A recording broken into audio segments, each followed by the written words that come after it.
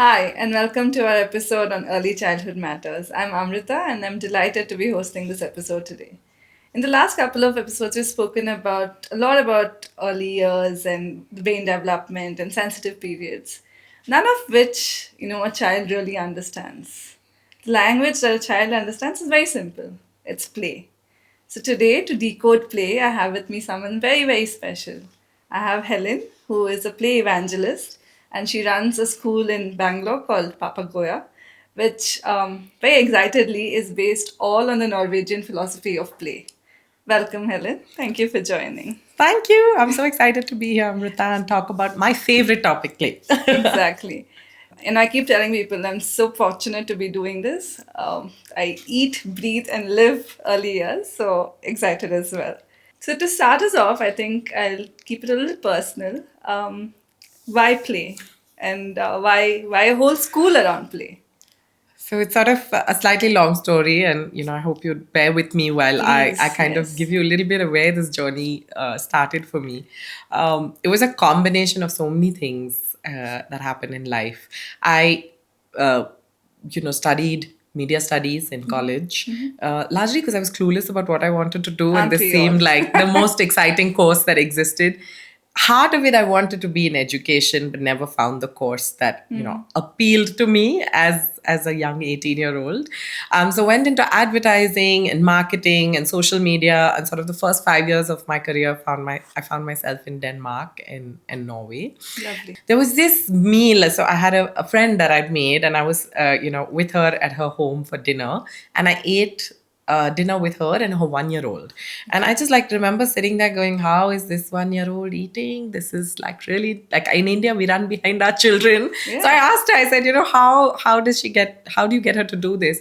And she said something that stayed with me where she said, young parents are young parents the world over. We're as clueless, but the kindergarten system here gives us so much support, right? And that opened up many conversations I had after that about how their early years was so rooted in nature and the outdoors and in play. Norway had gone from being a very poor country to a very rich country overnight. They also focused on bringing more women back into work, and realized for that to happen, they actually had to figure out a really good system that would support young families. And that struck me because I had, at the same time, I was watching friends in India drop out of the workforce because, they were having children and there was no good solution to that. At the same time, I think another thing that struck me was really how much research they'd put into this, right?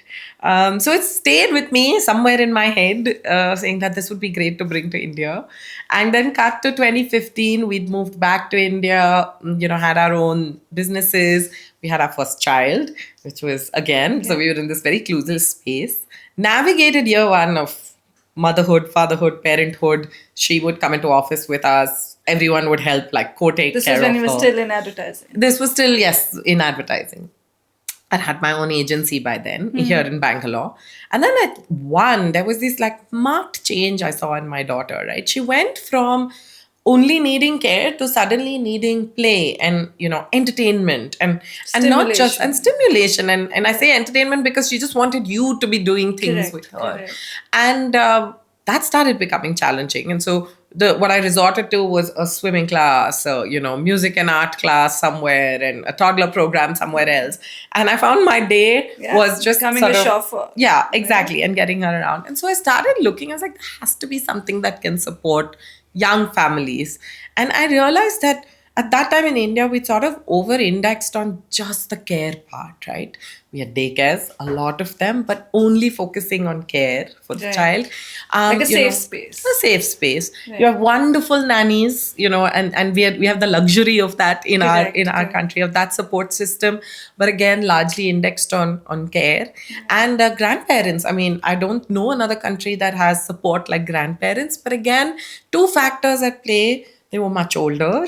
And again, it was a largely care-based sort of approach, right? They weren't able to keep up with what the child needs. No, I remember like my child wanting to climb stairs and grandparents going, no, don't climb up because you'll fall. But that's such a crucial part of This childhood is learning. hitting too close home, Helen. Every parent I recount this story to, like, see them Yes. vigorously nodding their heads, because I think that's really the reality you go through in that first And not year. only that, because I think the sort of narrative you're fed about early years is also so much about care. Yeah. Right? Yeah. No one, you know it as a part of what your child needs, but there's not enough discussions around it. Right? Exactly.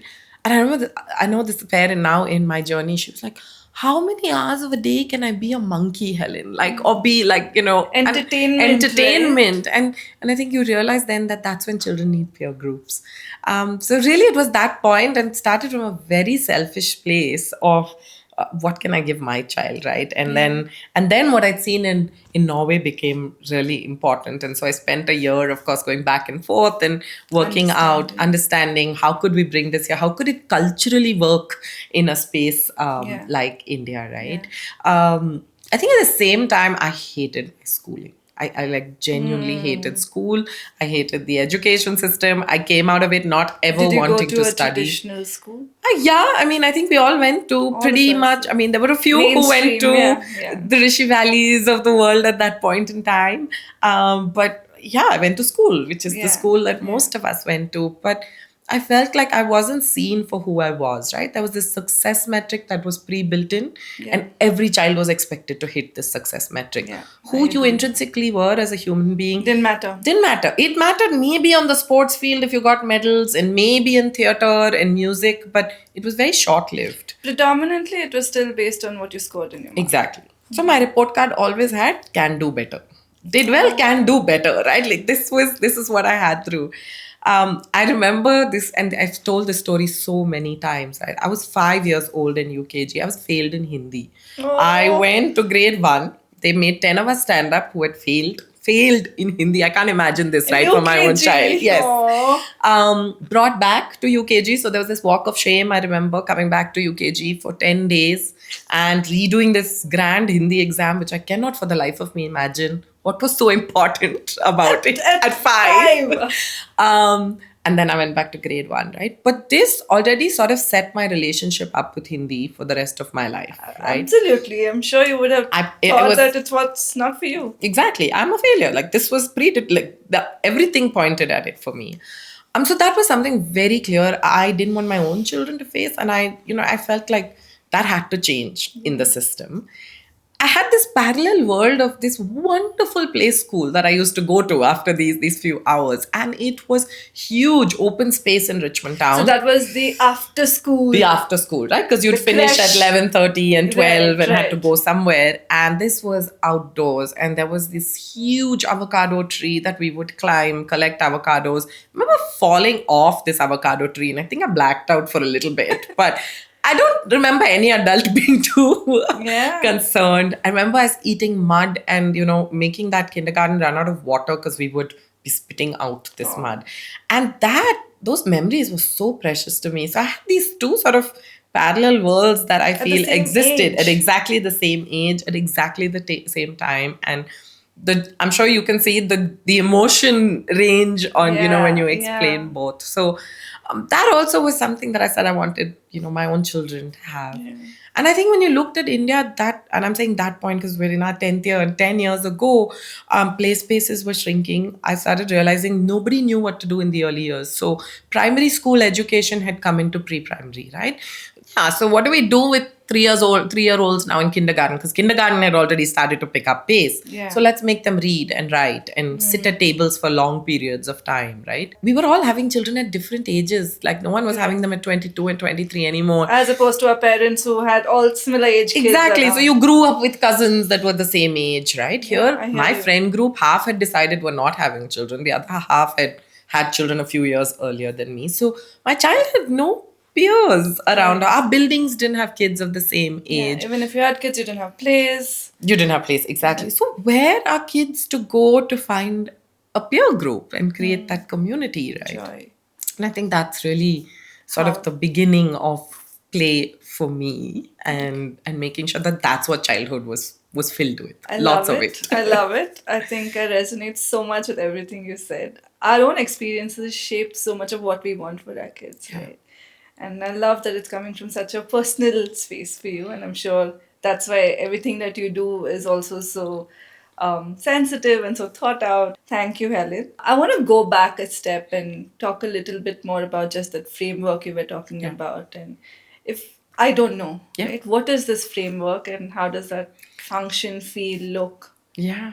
So Norway has this absolutely beautiful framework. So when they looked at how do we support these young families, how do we get women back into work, they did a lot of research. And I think that was what was beautiful, right? You could have set up a daycare system Yeah. so easily, Yeah. but you went into what keeping the child at the center of this, what is important for the child. I'm not trying to solve for the adults here first, Yeah. right? Yeah. And 60 odd years ago, they had already realized that play was critical. Research pointed to the criticality of the outdoors, of nature, how brain development in the first 6 years, 80% of it was sort of done by that Correct. point of time, but also what a child really needed to figure out in those first 6 years was how does the world around me work, right? Function, right. How do you teach this in a classroom? You can't. It's life, right? So you need a space where life is simulated in a way. And when you think about it, what better space than a playground? Like when you think of life, when you think of analogies of life Right. on the Right. playground, it plays out, right? In Yeah. so many Yeah. ways. And so I think that's sort of what they locked into being core to a child. They further then developed this into a framework plan. It's now 60 odd years old. It's beautiful. The government holds this. It's revised every 10 years. So it continues to say one of the more current early childhood frameworks that Lovely. exist, So it right? So evolves. it evolves, right? So when Norway opened its doors to refugees, diversity became a really big thing because how do we now, we were such a homogenous community, but now we have so many. So how does the framework plan reflect that and how do you embrace diversity? How when technology started coming in, how do you embrace technology in the early years, right? So the framework plan Yeah. covers that. Yeah. And the framework is beautifully broken up into three core areas: care, play, and learning. Okay. Care is, and I laugh, I say care is so vital. I need it. Even now, I All love of us. care in any Yeah. shape or Yeah. form that it comes. But care also builds a language of trust, right? To a Correct. child, care and trust. Like when you care for me, I trust you. And that then you're speaking Yeah. one Yeah. large part of my language. And so that has to stay very, very important, eating, sleeping, my diaper changes, a lap to cry on, a hug, a cuddle, Yeah. right? Listening to me. Yeah. Listening to me, talking with me and not Correct. to To me, me. Yeah. right? Yeah. And so these are all the languages of care, and care needs to consistently be there. And I think again in India, And I think, sorry to cut you no, off, I no, think care in the early years is very, very important and it shouldn't be put aside or saying one over the other. yes, Unfortunately, in today's schooling system, we're looking at it as parallels, right? We're looking at schools as schools of learning yeah, and care happens at home. yeah. Um, You're absolutely right, which is why well-being is now starting to be such a prominent piece yeah, of schools because I don't remember that being part of school. yeah, That is a really critical yeah. part. And another thing I noticed and what I loved about this framework plan was care. There was no single, like there wasn't a person whose only role is care, So right? everyone's responsible. Everyone is responsible for care. And I find that in the early years here, we have one set of people in our earlier spaces that will do the care, which will do the potty runs and the diapers and the Right. sleep. And then there's the educator. And they're two separate, right? And one thing I just loved was there was one person. Doing She everything. did everything. And that's what we do at Papagoya, right? I've changed diapers, I've put children to sleep, I sit and eat with them or help them eat, and I will also play with them. We are one person who does all of this, and so So the all. child is building that bond with Yes, you. absolutely. I remember an interview we did, and she told us when we told her this. Initially, it's just like I need to change a diaper, like Yeah. it's looked down upon in India to Yeah. to to change a Yeah. child's diaper. And when we explained to this candidate about how care is such a vital language, she recounted this story which has stuck with me. And she said, when this child would cry in this last space I was working in. I couldn't ever figure why they would always go to the nanny in the space. I could Yeah. never comfort this child, Yeah. right? And but now I guess I'm seeing sort of the reason. She was telling my colleague this, and she said, I see this reason now that for that child, this person cared for her, Yeah. and so Sorry, but it's so interesting. I work in the Anganwadis, right? And then you have a teacher, and then you have the helper, which is the ayah. And invariably, the kids are more closer to the helper because of the angle of care she brings in, right? Taking them to the potty, consoling them, right? absolutely. Like just that basic needs get met for this child. Oh wow. And Yeah. I think back, right? The teacher that you remember loved the most, it Yeah. went beyond the subject that he or she taught, right? They were the Yeah. ones who would talk to you in the corridor, who would ask about yeah. you, who you would go to when you had something Yeah. that you were struggling with, right? It's never about the subject. I think Okay, this is a very new angle that I'm looking at it. Thank you for that. So care is done by the same person. yes, And we that all play the builds- same role. Care and play and learning is all, we all play those roles, right? Beautiful. And when a child feels cared for, they naturally play, which is their natural state of being, right? And as long as they're playing, they're learning. That's sort of the absolutely most natural Put a byproduct. pin on that. I'm going to come back to this. Absolutely. How are they learning? But yeah. So that's really the cycle on that. And then within the learning space, they have these 7 core learning areas, right? And they're not singular, they're not like math, science, English. The way they've actually crafted it is almost 7 core life skills and, areas that you must have exposure to that allow you to build this understanding of the world around you, right? Give me an example of the code area. So, one of the 7 core learning areas is communication, language, and text, right? You would typically interpret that as reading and writing. Correct. But I would say English subject. Correct. But it's not that. It is actually my mastery over communication. Can I communicate my needs, my wants, my emotions? Can I negotiate in the language? Do I know who to go to? Do I have complex words to be able to use? Can I string together sentences? The reading and the writing is always a later byproduct. But how do I survive in the world without communication? Correct. Right? And being a good communicator, as we all know, is absolutely vital, right? And that's the life skill that we're looking at. So one of the aspects is always talking with children. You're doing a diaper change, talk with them. You're sitting at lunch, talk about the color of the dal you're eating, talk about the rice and the texture. Engage in You're conversations. constantly engaging in conversations. And with care only systems, you're only caring for the child. You're not engaging with children at this level, right? You're not, we assume that they don't have the agency. They don't have agency. And I think that's one of the first mistakes we often make is that, and we assume a child has no agency. Sometimes you're up to the age of 18 also. But I think definitely up to 6 and 7, we believe like they have We know better. We know best know for better. words. So I think that that's an example of how one of those core learning areas plays out as a life So skill. care is very well interwoven into the aspect of play itself. Yeah. Right. And you were talking about the third one, which is your learning. Yeah. So the learning has the 7 core learning areas. One of them is communication, language, and text. Oh, so very well built. It is, right? It seems so holistic. Very meshed, yeah. And and I think it's simple to understand. Sometimes it doesn't seem very complicated. When you said framework, I really thought it's going to be a lot more complicated. No, I mean, of course, the framework itself goes into what you must do and should do as spaces, right? But it's so much about the behavior of you as an adult in this space. And why, and how do you respect the child in the space, and what is the autonomy and agency you give these, children in these spaces. So it focuses a lot on that, but essentially it's broken down into what we just spoke about. Care, and care leads to play, leads to learning. Yeah. So does play lead to learning is my question. Wrong person, because I'm only going to say like 2000 yes, 2000% yes. So, I grew up in a system of education that sort of very well compartmentalized education and play. First study, first do your homework, then go play. Correct. I'm trying to rewire this neural networks for myself, but I still struggle. Right? How are you saying that a child is learning through play? Yeah.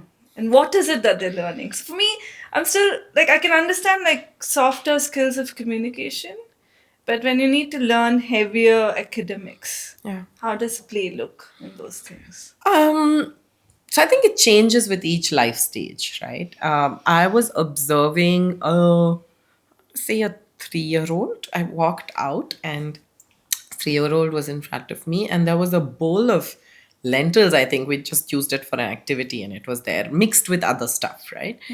And this kid was hyper focused. I was standing there for 5 minutes, and he didn't even move his eyes, right?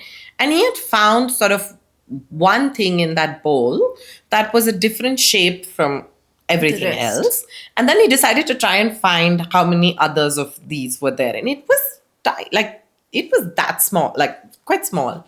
And so all he was sitting and doing was trying to find the same shape and as many as he could in that small bowl, right? Um, and if you just look at what that learning is, right? He's identified a shape. He's looking for it. He's got hyper focus. So there's nothing any one of us is doing around to even distract him. He's developing Comparing, contrasting. not, yeah, comparing contracts. It's pincer grip, like, which is the first Yeah. basic thing you need to be able to even write later on in life, Yeah. right? He's figured that out. He's noticing patterns that are existing within that. Yeah. And then I say, how are you going to teach this otherwise? You're going to bring out a worksheet and you're going to get them to color it or identify it or circle it. And this child is Do the very, pattern. has very naturally figured this out, right? Yeah. I think it's also very tactile learning. I think what we tend to make learning about is workbooks and worksheets, but really, as children need to learn with their whole bodies. Senses, right. And I think this is grade 1, grade 2, grade 3, grade 4.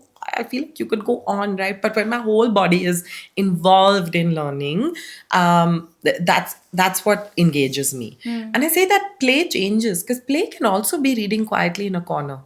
And I think that's the notion, right? the myth that we have, that play always has to be loud and noisy Boisterous and chaotic, right?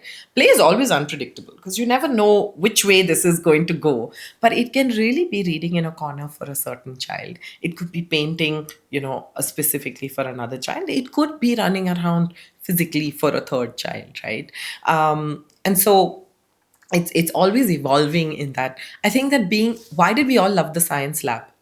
We got to do things with our hands. It's innately playful, right? What happens if I put this with this, and what's going to happen over there, right? That curiosity. Unfortunately, I didn't have that science lab. I had a science lab. The dissecting of the frog, like, I just remember that, and I'm like, oh, we all looked forward to that one bit that we could do, right? Or looking through the microscope and looking at bacteria.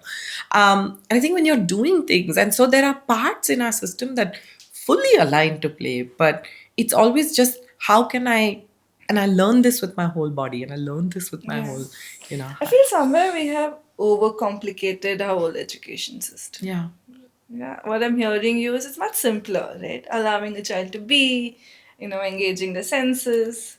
And somewhere we've gone and brought in textbooks and workbooks and activities and just a race, which is really, really interesting. I think that, for me, play is actually an emotion. Okay. Right? And I think that emotion essentially translates to joy. Because as long as I feel joyful in something that I'm doing, I will continue to stay invested in it. Right? If I find joy in writing a research paper, I'm not going to stop doing that. Right? But I think that what we systematically do is make sure we suck the joy out of it. Why do we do that? Because I think that's when we believe there's seriousness attached to it, right? And so that's only if you're serious are you learning is again a myth we have. It's a huge myth we have. You actually don't. I think you shut down. You shut down. Because then you're in fight or flight, which I know you've spoken about in one of your earlier conversations, right?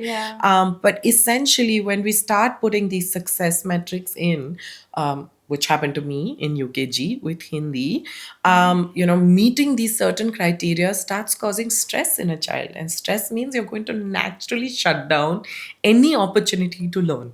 Right? So if I'm feeling stress in a math class and not understanding it, it's just going to get harder from there. It's Yeah. not going to get easier So for me. removing that stress becomes paramount, and that happens naturally with play, Yeah, right? and when you bring tactile things in, when I'm using It's a language Lego, of the child. yes, and it continues to be. And I feel like we always remove play, right? We say play sits there, like you said, Yeah. and learning sits here. But actually, they have to be interwoven in the way Yeah. that they do Yeah. it, right?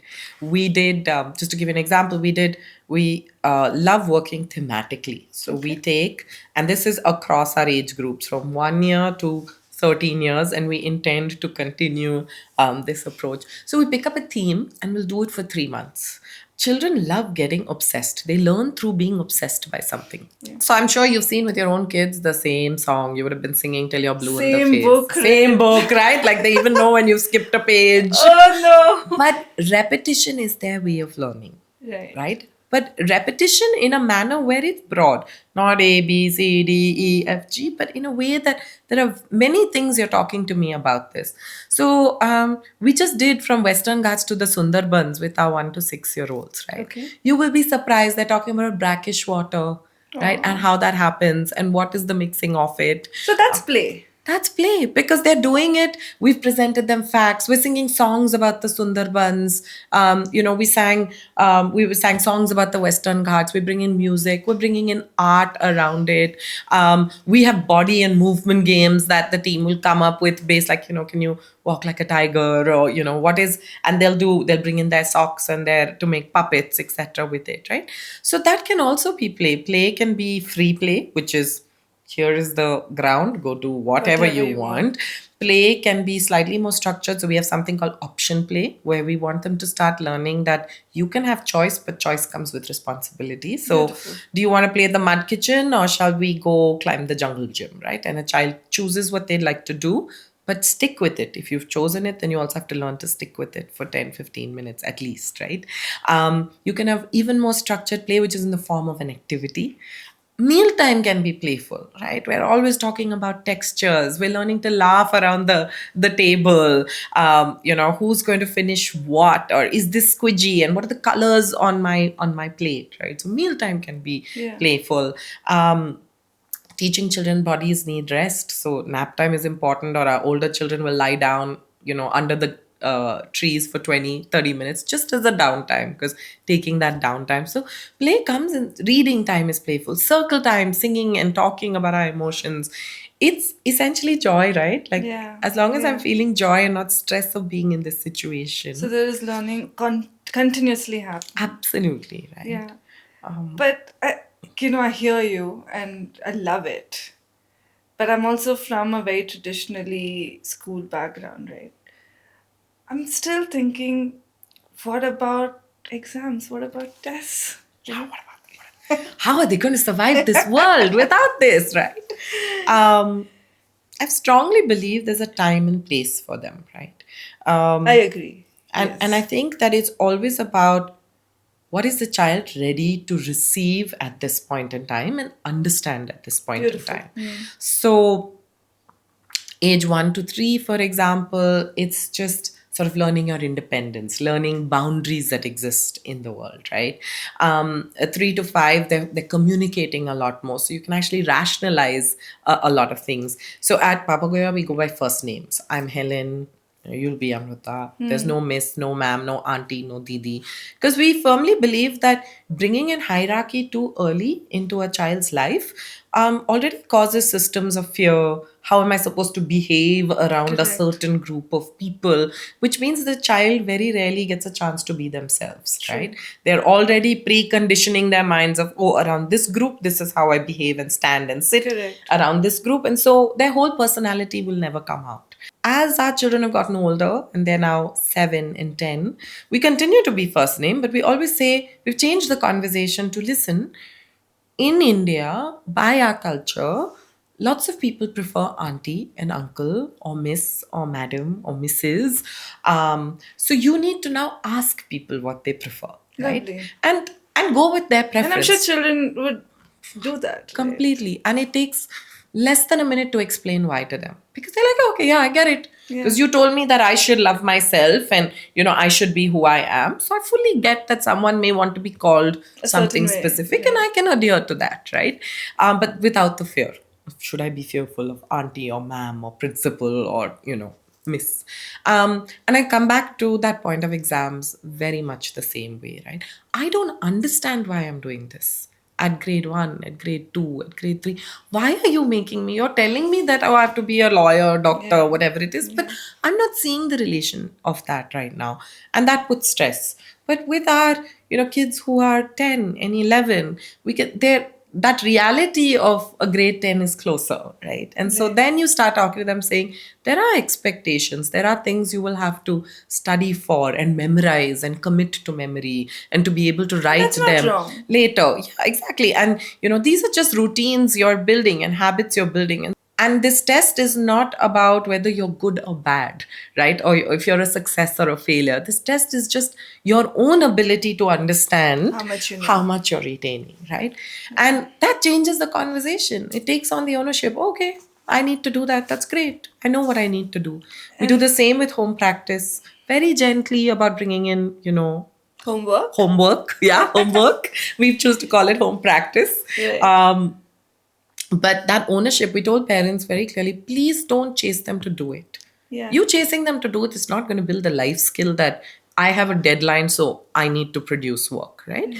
You know that there is something that was given to you. You Yeah. need to start building that responsibility on I have to commit to take something on and deliver it, and I will do Yeah. it. Yeah. And more and more, I hear parents like, I don't remind my daughter. There are phases where I go, hey, I think you have a submission tomorrow, That's okay. and that's That's fine. okay. But more often she'll say, yeah, I have this. I don't even interfere in her doing it, right? I'm Yeah. like, that's between you and your educator. So when we talk about these life skills that you need for the workforce tomorrow, we don't even know where the world is going. What are the skills you're going to need? That adaptability and your own self-regulation is very key, right? Yeah, at the World Economic Forum actually yesterday released a bunch of core skills that's required in 2030, right? And they're That's not so all far away. not at all, and it's all what you're talking about. It's empathy, it's regulation, it's understanding. All your reading, writing are all apparently skills that are no longer going to be in focus, Yeah. right? It's needed, but it's not the focus. Absolutely. Your creativity, your Creativity, curiosity, yeah, your ability to just adapt to constantly changing changes, right? situations. I think Yeah, those are the skills that you're going to yeah. need. I think there's this constant conversation on what will finally make us human in a world of AI, right? Yeah. And these are going to be the things that a machine Yeah. is not going to be able to produce, which means we need to be double downing The human on the emotions, right? human emotions, on the Yeah, human capability, right? yeah. Content is available. So Helen, I'm hearing what you say, right? Like play looks different at different age groups, and we're also talking about the skills that's needed for the next workforce that's coming in. If you could sort of help me understand a little bit more in the older years, right? When you still say play school, for me it's the 0 to 6. When the kid grows up a little older and they're maybe the fourth or the fifth, how are you building these skills of emotional regulation, creativity, language, whatever, Yeah. through So play? one of my more recent favorite examples, and we have so much of it, but so like I mentioned, right, we do learning through a thematic approach because we Right. find all kids just love being obsessed over a theme, right? So we recently did something called patterns in nature as a Okay. theme. What are these, patterns that we see? And it did fully align to sort of all the science curriculum you need to do if you're looking at the Fibonacci Okay. Oh, piece lovely. and all of that. So what are these patterns that nature naturally has, right? And one of the things they did was actually build their own food forest. So Okay. under the guidance, so we get parents to be involved a lot because we never realize the wealth of knowledge parents have, right? So we had a parent who gardens professionally and creates gardens professionally, and so she came in with the children and helped understand what are these patterns we're learning, and then helped set up an entire food forest based on these patterns, right? So the circular piece, the waves, and then they essentially did everything ground up. They dug, They created these patterns, then they planted Oh, lovely. their the food, and she helped them understand why they would plant certain plants, in this food forest, because then it would be seasonal and would constantly be something that would be there. Right. And so this is now something that we're hoping they're going to take over and constantly look at, right? And so that was part of patterns, but that's playful because every Yeah. couple days they would be gardening, but they were also learning about patterns. They're learning about plants, they're learning about ecosystems that they need to be So part it's a of. facilitated learning, It's a right? facilitated learning, right? Or on the other hand, we had another parent bring in an underwater photographer and diver, right? And he shared these stunning pictures of creatures below the earth and these 4 5 core patterns that exist in nature, and Beautiful. then got them to scream it out every time they saw it, right? And not just scream out the pattern, but also shout out the animal, the fish name or the animal name. I requested them if I could do this exact same exercise with a bunch of educators that I was doing a play based experience with. Our kids knew every one of those creatures that were pulled up on the screen, right? Oh. When I did it with the educators, they just about knew one or two, which were the more common ones, the starfish, or, oh, that's the Nemo fish. I don't know the name of it, right? And that's because this is just done through play. And as we were doing patterns, they did patterns in the ocean, and they had watched documentaries around it. People who had had life experiences around it had come and spoken about, all these creatures. And so that became a really, big part of their So you're learning. saying that the rigor can be really high as well. It can be, and the retention is much higher. Whenever there is joy centric learning, your retention is so high because you're essentially recapping Yeah. a good moment, Yeah. right? Like, It's like when you're growing up, my teacher would say, "Oh, you remember the dialogue in that movie, but you don't remember." exactly. Because that gave you joy, and so that Yeah. it stayed with you, right? I And agree. that's where rote learning stops happening. And this same theme that we did, our older children, so our 11 and 12-year olds, were doing a slightly different theme. They were doing things around us and how it works. And so they decided to pick printing as something they wanted to explore. And they went to a print shop. They understood the mechanics of how printing happens. Someone took them back on the history of printing and sort of, how did printing evolve to be what it was today. As their end of topic project, they were to now come up with a magazine. Okay. And so they did everything from they made two groups to designing the topics that the magazine would cover to designing it using Canva. But there's always adult sort of intervention. So we had parents who were designers come in, we had parents who were journalists come in to help them with copy and editing, and but really impart the skill that they needed to do, right? And Sure. give them feedback along the way. The content came from the younger children. So the older ones had to go and work with the younger Oh, ones how and say, nice. okay, I'm doing patterns of the ocean. So can you Now pick a help? pattern. And now then their end of project was actually, either creating a bit of art and craft around it, writing a poem, or, writing a slightly long format research piece, which then got inputted to the older ones who then created the magazine, right? But Beautiful. none of this in its context was looked at as studying for the child. Yeah, but if you actually, and at the end of the day, you dissect as an adult, there's so much learning that has gone in, right? Which you would never be able to do subject matter wise, right? If you actually thought of it, like how would you bring this alive, this entire thing Yeah. alive, Yeah. in your very straightforward English, math, science Yeah. classes that you had, right? So it's also about learning at a 360 level, right? Right. How are things interconnected in this world? How is what I'm learning in science connected to literature, right? And that becomes playful when I'm trying to find It that, is, right? right? Otherwise, you're always studying it in silos. Exactly. Math period, physics Yeah. period. So now they're doing the sun is the center of the universe. Okay. And some of them are going to look at it from the angle of folk stories. Others are looking at it from the angle of civilizations and, Oh. what is the relevance of sun and the sun god in civilizations? What was the relevance of the sun in folk stories that have Beautiful. developed over the years? But there's always choice. And I think that's another large part of play focused learning, right? That I will always have choice. So that agency is with the child. Yeah. So are you going to learn do you want to explore it through folk stories? Do you want to explore it through civilizations? Do you want to look at it from an art and music perspective? You pick the one that appeals to you, which means now you're tapping into also what interests me.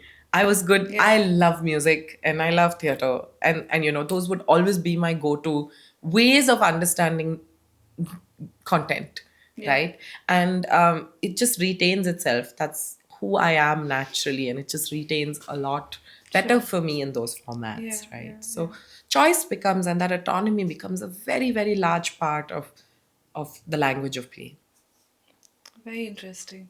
And I'm guessing if this is given to the children, they'll choose what interests them, and so they're excited about it, and they'll see through. Exactly. You Right. hit the nail on the Yeah. head, right? You see that, I'm and just- it feels so natural as I'm you're. thinking as parents, then you don't need to run behind them and like finish this, complete this. They're intrinsically interested Yeah. in. So that home practice is something they want to do. Exactly. I love it. I love it. And I remember recently my 5-year-old, when they were doing the Sundarbans, suddenly he picked up the iPad and I was like, no, you're not, like, it's not screen time. He's like, no, Mom, I'm opening Google Maps. And I'm like, what are you doing on Google Maps? And he's zooming in somewhere. I want to find the Sundarbans, Mama.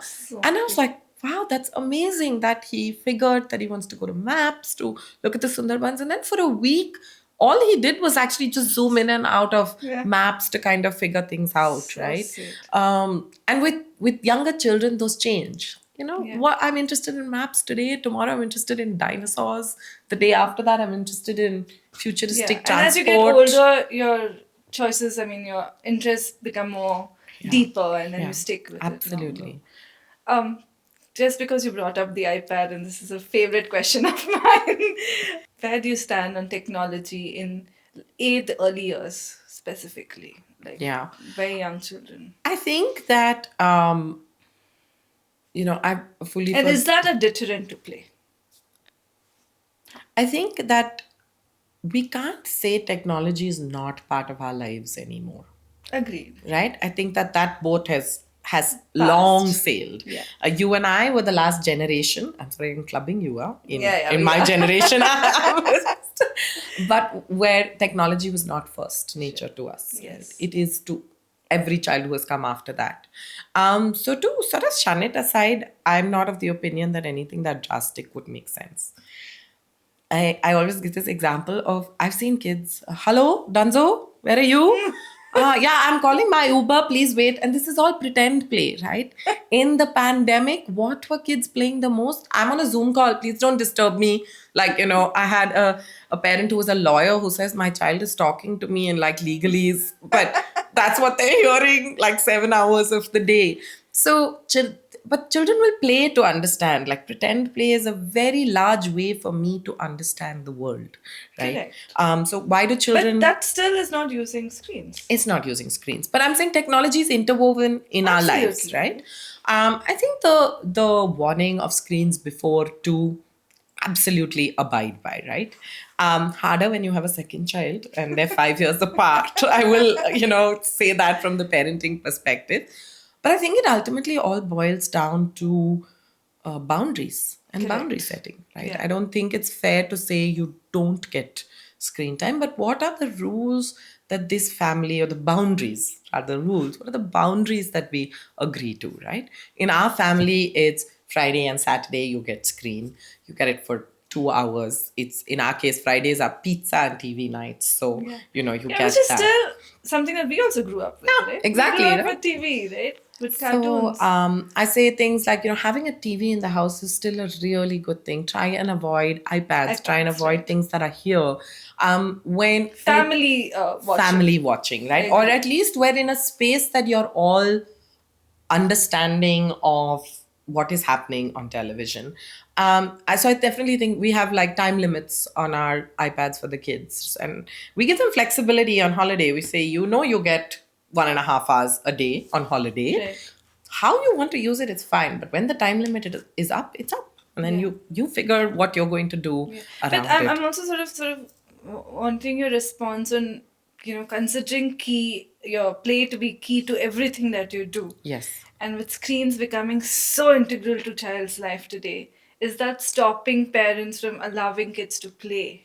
Absolutely, because it's the easiest form of having a nanny around, right? Ah, Like, yeah, it's the ice cream of today. There was correct. this study, I don't know if you're familiar with it, it was only because I was doing a food thing, right? That said, why is it that when you pick up an ice cream, the first thing you do is to go and find a place to sit down, Yeah, right? And it traced it back all the way to 30 odd, 40 odd years ago when children were in parks or in playgrounds. When parents needed a break, they would go and buy grab ice ice cream and then creams. say, but Yeah, to eat the ice cream, you you have to just sit on the park bench. So ah, that was the downtime the parent got in all of this, right?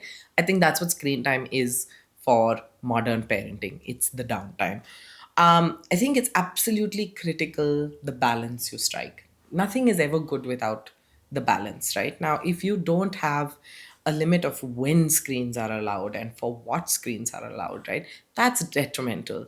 Um, I made this mistake giving my child a screen in a restaurant and then had to think, why am I doing this? yeah. You need to learn to sit at the table and wait for the food to come, Be and it's bored. going to It's take okay. time, and be bored with it, right? We're constantly trying to jump in to save our children from boredom or not wanting or keeping them occupied All the all the time. time and the entire time, right? So use screens, and I think the bigger problem is the content.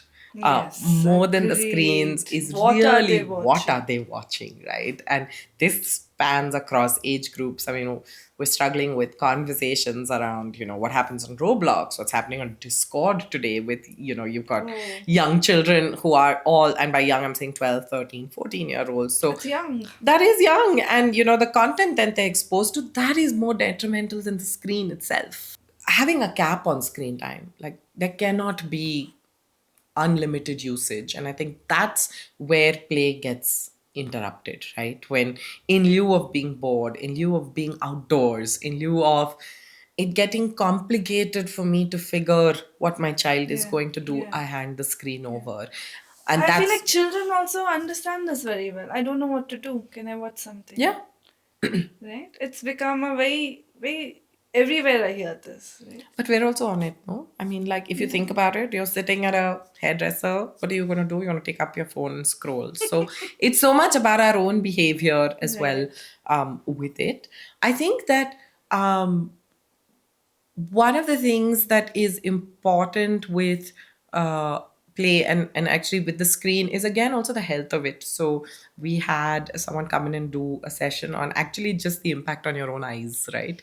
For the And children. for children, and them saying how India is going to have 50% of its children wearing glasses like in the next 10 years, because of screen time. And the importance of sunshine in your own eyes is so critical, right? Correct, correct.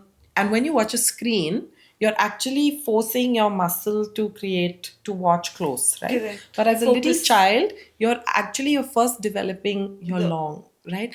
And that's the muscle. So when you start forcing your muscle to look closer, you're actually causing a deformity in your own eyes, wow. right? So there are multiple reasons why excessive screen time is not good. It's not just for play, and play means you're outdoors. You've got fresh air. You need sunlight for Your your eyes, your movement, you body, your have everything, movement, you have right? energy release. Exactly. So I think it's the balance and the boundaries is what's most important for parents to be Yeah, cognizant cognizant of. of at Yeah, every point in yeah, time, right? yeah, And every time you hand over the screen, is this really the absolute best thing that yeah, my child could be yeah. doing at this point? And but I'm all for, and that's why I say no judgment, because there are times you just need I agree. I think that no one's downtime. parented kids in this today's world, right? No. So you can't really say what is right and wrong. But thank you for clarifying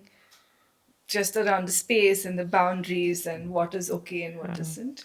I think just a last point on that, right? Like, I was talking to someone because we had to talk about play outdoors.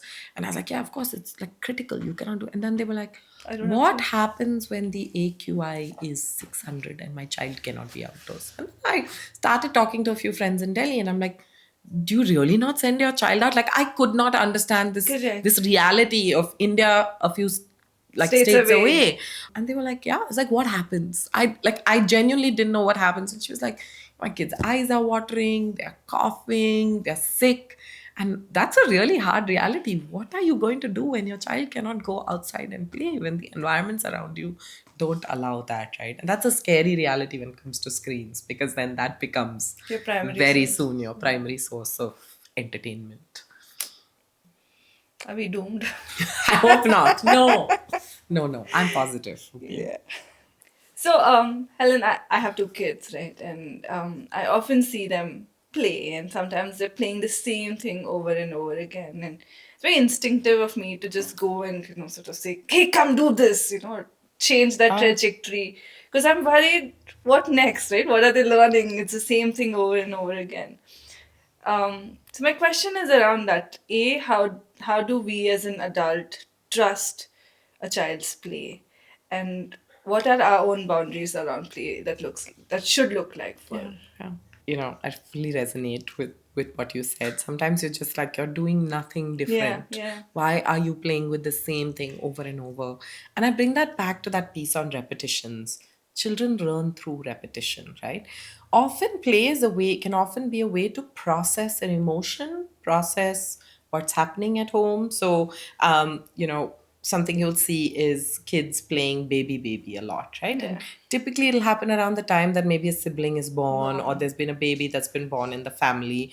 Now suddenly their own, obviously, their who they are has taken a bit of a backseat, because now this baby Correct. is the center New, of their right. world. So how are they processing it? What does it mean? Oh, this is what my mama, or this is what my parents do. This is how I take care of the baby, right?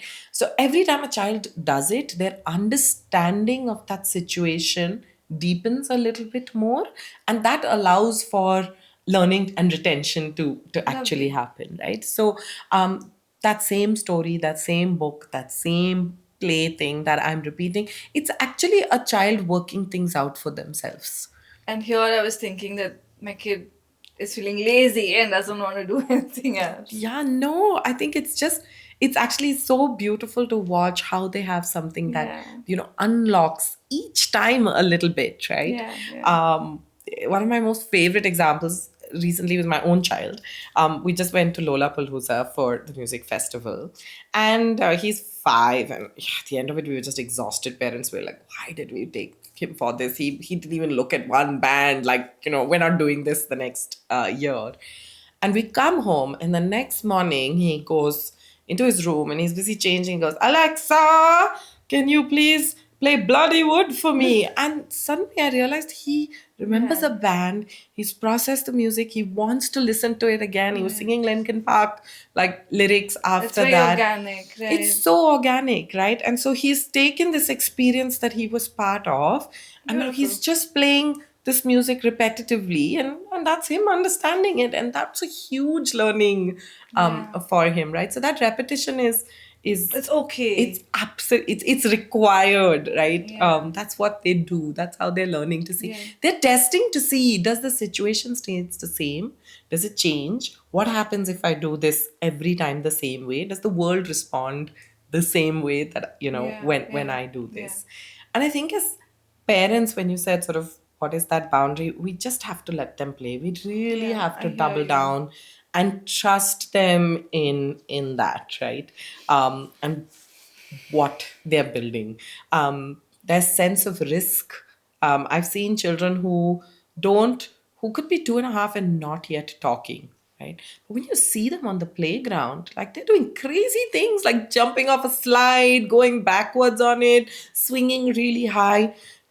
I've equally met children at 1.5 and 2 who are so articulate with their language, Right. completely fearful on the playground, right? And I think this is where I say development happens in its own time and place for a child. Someone who's talking faster Doesn't mean doesn't mean that they're not developing. Someone who's walking faster but not talking doesn't. So I think a it's child, not linear. it's not linear, and that's when I come back to trusting the child. They genuinely know what they can and can't do. And we just need to double down on praising them for the stuff they can. That gives them the confidence to say, oh, I know what I can. Okay, that maybe I should give that a try. Maybe what I'm, that play that you want them to do, maybe they'll do that more when you say, wow, you're playing the kitchen game. It's amazing. I'm so Yeah, happy for you yeah, to do that. Right? yeah. Encourage, step away. Step away. Yeah, I hear you. One of the biggest mistakes I do, we all do as adults, is a child is so engrossed in their play. Oh, what are you doing? What is happening? What is that toy? Shall we move this here? And you have just disrupted the flow of that child, right? So I Oh, think the hanging back when you're watching a child play is so difficult, but yeah, really what's required, right? And yeah, we tend to ask a lot of questions because we think that's what we're doing to yeah, channel them. yeah. What we could do is just to sit down with them and silently start playing. Playing. Awesome. So I think it brings me very nicely to this question, which is towards the end of this episode, is if, as parents, if you could leave one message around play for them, what would that be? I think don't underestimate the power of play. Yeah. Don't put it in a little corner to happen in free time. Make as much time and Keep space it for it. central. Yeah, keep it really central. And if you don't know how to do that, just spend a lot of time in the outdoors. Like find your park, go outside and be with your kids. Do what you love. And I think your kids will just love doing it with you. And for them, that's play. Yeah, You love yeah, cooking and just let your child participate with you in that. That's you being playful with your child. yeah, You love music, let your child hang out with you at a yeah, concert. yeah. You don't have to go and manufacture a play. I think for me, that has been my biggest learning today, Helen. I think just the idea that play can look so different, right? We're all force fed this idea of play to look a certain Yeah. way, but what I'm hearing you say is it can take any form or Yes. way and Absolutely. just bring joy to that Yeah. child, right? And that's what I encourage with all our playmakers.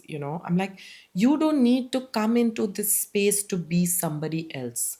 Being your truest self and your truest form, and just doubling down on what you love authentically, Children anyway enjoy will that. love that because it's you being authentic Correct, in that. So if correct. you love music, sing lots with the kids. If you love reading, read lots with the kids. If you Yeah, love painting and doing art, yeah, do that, because yeah, when you love something innately, a yeah. child will just gravitate to that. and Yeah. So anything that brings joy to a child, let's play. and you. Yeah, me. Yeah, I Yeah, think what brings joy to you, you. right? Yeah, Like, it's absolutely. joy is infectious, so I Yeah, feel like it it changes, it spreads. spreads. Yeah, yeah. On the same sort of front, right?